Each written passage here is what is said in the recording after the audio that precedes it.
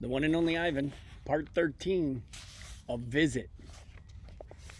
It's almost morning when I hear steps. It's Mac. He has a sharp smell. He weaves as he walks. He's standing next to my domain. His eyes are red. He's staring out the window at the empty parking lot. Ivan, my man, he mumbles. Ivan? He presses his forehead against the glass. We've been through a lot, you and me. A new beginning.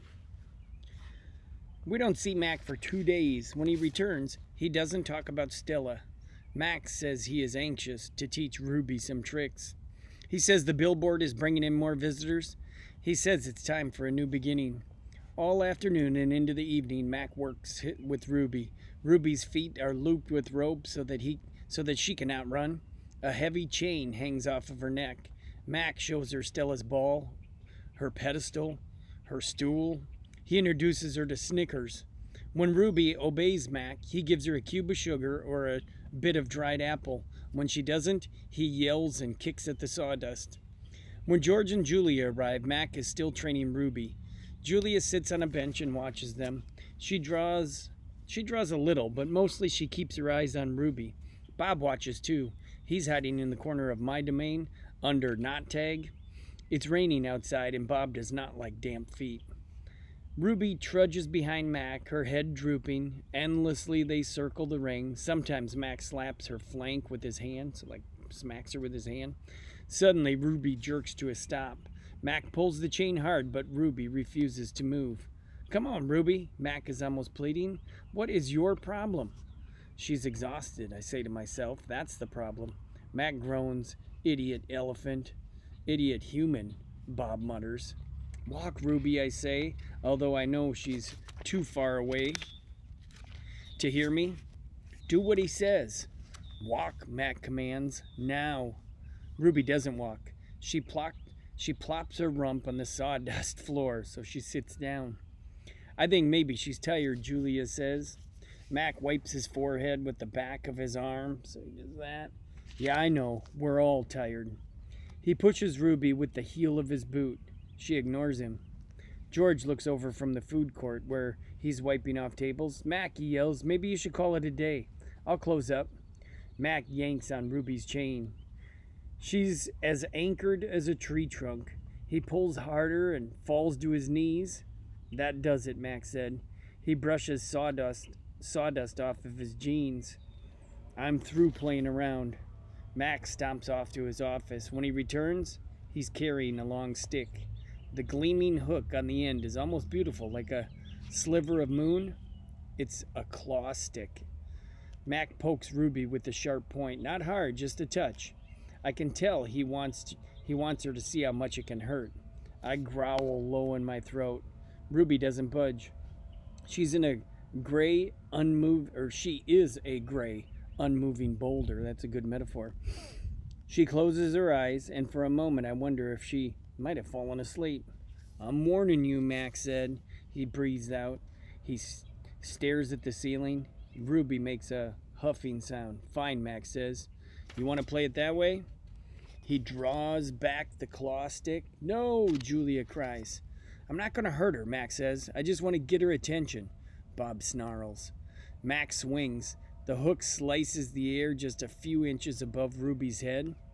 See why you don't want to mess with me, Mac says. He draws back his claw stick again. Now move. Ruby jerks her head, flinging her trunk toward Mac. She makes a noise that sends the sawdust scattering.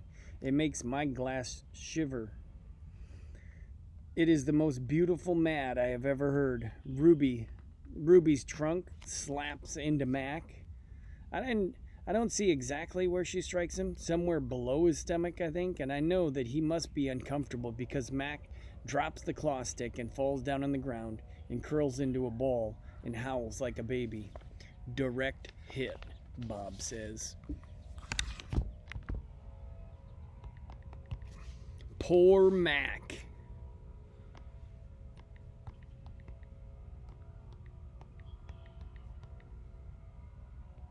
So, I had to look this up, but an actual claw stick, I mean, that is something that's really used.